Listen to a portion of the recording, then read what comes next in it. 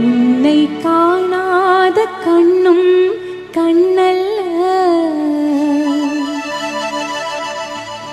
உன்னை எண்ணாத நெஞ்சும் நெஞ்சல்ல. நீ சொல்லாத சொல்லும் சொல்லல்ல.